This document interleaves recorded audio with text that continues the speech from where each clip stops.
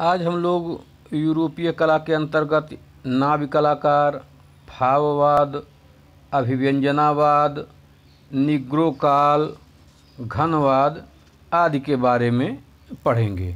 तो सबसे पहले हम नाव्य कलाकार के बारे में बताते हैं। गोगवा के कला संबंधी विचार की कला में कल्पना व आत्मिक स्वप्न में दर्शन का प्रमुख स्थान है। से प्रेरित होकर 19वीं सदी के अंतिम दशक में कुछ कलाकार प्रतीकवादी चित्रण करने लगे। ये स्वयं को नाव्य कहलाते थे। नाव्य एक हिब्रू भाषा का शब्द है और इसका अर्थ ही भविष्यवेत्ता होता है। यह नाम उनको कवि कजाल ने प्रदान किया था। नाव्य कलाकारों में सेरूसिए, रांसो, वियार, बोन्नार, मोरिस देनी, बालोत्तो व रूसेल थे। विशुद्ध रंगों का बड़ा क्षेत्रों में प्रयोग रेखात्मकता, समतलत्व, प्रतीकात्मकता व कल्पना को प्रमुख स्थान देने का निश्चय उनकी कला की विशेषताएं थी। जापानी छापचित्र, मिस्र की कला, गोथिक की कला व आदिम कला के अध्ययन का उन पर प्रभाव पड़ा। भाववाद। अब हम भाववाद के बारे में देखते हैं। भाव एक फ्रेंच शब्द है जिसका अर्थ है जंगली जानवर। 1905 में पेरिस में सालो दोतान में कलाकार मातिस, मार्कवे, रूओ, देरे, ब्लामंक, फिशवान डोंजेन, मांगवे, प्लीवावात्ता ने अपने चित्रों की प्रदर्शनी की। इन नौ कलाकारों के चित्र बिल्कुल ही अनोखे ढंग से बनाए गए, जिनको देखकर कला समीक्षक वोक्सले ने उनको भाव यानी जंगल जानवर नाम से संबोधित किया। चमकीले विशुद्ध रंगों का प्रयोग, आवेशपूर्ण तुलिका संचालन व ऐंठनदार स्पष्ट बाह्य रेखा भाव कलाकारों के चित्रण की विशेषताएं थी, जिनको वो भावनाओं को व्यक्त करने का साधन मानते थे। भाववाद कोई विशिष्ट कला शैली नहीं थी, न उसके घनवाद या अति यथार्थवाद के समान कोई सुनिश्चित सिद्धांत थे। ये पूर्ववर्ती शैलियों की दास्ता से मुक्त होना चाहते थे।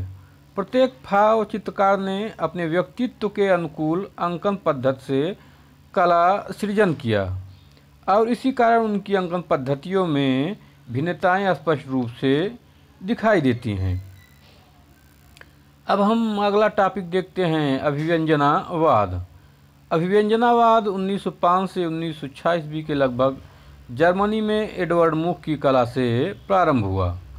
बाह्य रूप की उपेक्षा करके प्रतीकात्मकता, अतिशयोग, आवेशपूर्ण रेखांकन व रंगांकन व विकृतीकरण से आंतरिक भावनाओं को अभिव्यक्त करने हेतु कला निर्मित करना अभिव्यंजनवाद का ध्येय था। कला निर्मित में अभिव्यंजनवादी प्रवृत्ति आदिम काल से दृष्टिगोचर हैं। यद्यपि अभिव्यंजनवादी शब्द का प्रयोग विशेषतया आधुनिक कला के संदर्भ में किया जाता है। आधुनिक कला में अभिव्यंजनवाद का उत्थान जर्मनी में हुआ। अभिव्यंजनवाद मुख्यतया आत्मनिष्ठ कला है व उसके प्रेरणा स्रोत कलाकार का अहम है। मुंखनोल्ड, एनसोर, रोल्फ्स, माके, मार्क, ब्रेकमन आदि आरंभिक काल से प्रसिद्ध अभिव्यंजनवादी कलाकार थे। 20वीं शताब्दी के पहले दशक में अभिव्यंजनवाद के लिए वान गोंगवा की कला और भाववादियों के आंदोलन ने एक रास्ता बना दिया। बाद में जर्मनी में इस तरह की कला को खूब फलने फूलने का मौका मिला। नॉर्वे के कलाकार एडवर्ड मुख ने 1894 में एक पेंटिंग बनाई थी, चीख। यह अकेली पेंटिंग अभिव्यंजनावाद की सोच व स्वभाव को ही स्पष्ट कर देती है। निग्रो काल। ब्राकमातिस, मोदिलियानी, पिकासो आदि कुछ प्रमुख आधुनिक कलाकार निग्रो मूर्तियों के स्वाभाविक आकार, सौंदर्य से मुग्ध हुए थे व उनकी कला विशेषतः पिकासो व ब्राक की पर काफ़ी प्रभाव पड़ा। घनवाद के विकास में यह प्रभाव विशेष प्रेरणादायक रहा है। पिकासो की 1906 से 1908 तक की कलाकृतियों में निग्रो मूर्तियों में इतनी समरूपता है कि इस काल को पिकासो का कला सर्जन का निग्रो काल कहते हैं। अगला अब हम देखते हैं, इसमें छप नहीं पाया, प्रिंट नहीं हो पाया है। इस टॉपिक का नाम घनवाद, इसका नाम है घनवाद। तो 1907 में घनवाद का उदय हुआ था। घनवाद का उदय 1907 में हुआ था। 1914 तक विभिन्न अवस्थाओं से गुजरते हुए यह विकसित हुआ और 1925 तक शैली कला के क्षेत्र में सबसे सामर्थ्यशाली एवं प्रेरणादायक कला शैली रही है। भाववाद व निग्रो काल से घनवाद को काफ़ी प्रेरणा मिली है। ज्यामितीय आधार पर रचना प्रधान कला सृजन के ध्येय से प्रेरित घनवादी आंदोलन सोजान की कला, उनके वक्तव्य, प्रकृति की वृत्त चित्र, गोल व शंकु के आकारों देखकर चित्रित करना चाहिए एवं निग्रो कला से प्रेरणा मिली। घनवाद को पिकासो व ब्राक ने विकसित किया था। तो हमको ध्यान देना होगा, घनवाद को पिकासो व ब्राक ने विकसित किया था। ब्राक के लेस्ताक के प्रकृति चित्र को देखकर मातिस ने उनका नाम दिया था घनकारों का वैचित्र्य। उनका नाम दिया था घनकारों का वैचित्र्य। उनका नाम दिया था घनकारों का वैचित्र्य, जिससे इस नए रचनात्मक कला आंदोलन को नाम प्राप्त हुआ घनवाद। घनवाद के आरंभिक काल में प्रत्यक्ष व्यक्ति, वस्तु या प्रकृति दृश्य की भीतरी आकार का ज्यामितीय आकारों में विश्लेषण करके घनवादी चित्र की रचनाएं की जाती थी। अतः एक घनवाद का विश्लेषणात्मक घनवाद कहते हैं। बाद में संश्लेषणात्मक घनवाद में विभिन्न कल्पित आकार के टुकड़ों व वस्तुओं को प्रत्यक्ष पट पर चिपकाकर रचनाएं की जाने लगीं।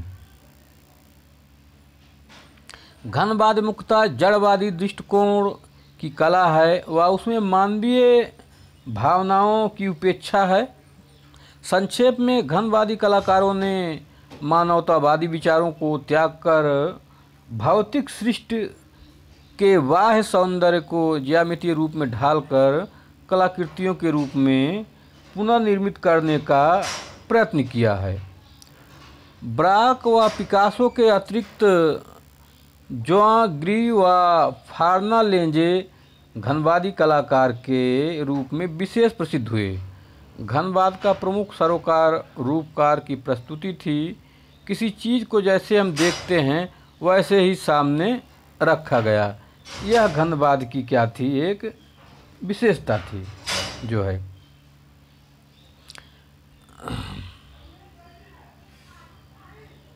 घनवाद का प्रमुख सरोकार रूपकार की प्रस्तुति थी। किसी चीज़ को हम जैसे देखते हैं वैसे उसे सामने नहीं रखा गया। तो ऐसे कलाकारों को हम ऐसी कला को हम घनवाद कहते हैं। अगला नेक्स्ट पॉइंट है, इसमें परिपेक्ष के सिद्धांतों को अस्वीकृत कर दिया गया। इसमें परिपेक्ष के सिद्धांतों को अस्वीकृत कर दिया गया है। नेक्स्ट है, रंगों की तुलना में रूपकारों पर अधिक बल दिया गया। और अगला पॉइंट है, कला समीक्षक लुई वासेल ने लुई वासेल